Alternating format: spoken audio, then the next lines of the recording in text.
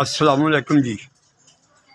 Sir मैं तुरंत आवाज़ आ रहा एक्सीडेंट होया है मेरा बच्चा ना कोई नहीं ना मैं कोई लाना देना लिहाजा मेरा स्टैंड देख लो किस हालत है मेरा स्टैंड देख लो किस हालत है उसके बाद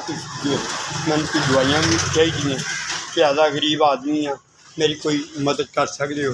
मैं सैयद हाँ मैं ज़कात और सदका मेरे वाजिब नहीं बानी तुसी मैंने स्टैंड तो दवाइयाँ लै दिओ तो सदका खैर मैं नहीं लै सकता तुहाडी मेहरबानी है मैं गरीब आदमी हाँ भाईजान मेरी शरकत नहीं हैगी स्टैंड लैन की इन्हों तुर के मैं थक गया स्टैंड मेरा बिल्कुल टुट गया है सिर्फ मैं एदे आसरे चल मैं किसी टाइम भी मैं डिग सकना मेहरबानी है तुहाडी तुसी मैनूं ये चीज़ां दो लै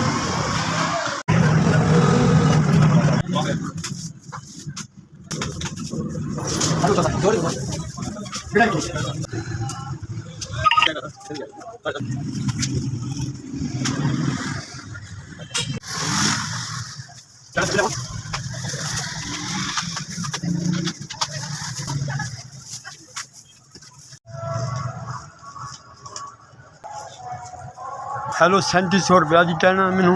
दवाइयाँ लै के स्टैंड लै के बड़ी मेहरबानी मौला महीने की दवाई लै के है मौला ताड़ी रोज़ी बरकत पावे मौला इस दायरे को कामयाब करे परवरदिगार रसूल की बेटी का सदका कर SVS का बड़ा मैं शुक्रगुजार हाँ उन्होंने मैनू अरेंज करके दिता तो दवाइयाँ का सारा स्टैंड ये वो चीज़ां लै मैं बड़ा शुक्रगुजार हाँ। अल्लाह इस दायरे चलाता रहे अल्लाह इस दायरे गरीबों की मदद करने होर इजाफा करे। SVS में जिहड़े लोगों को मेरी मदद कराई है मौला इस दायरे कामयाब करे और उन्होंने रोज़ियाँ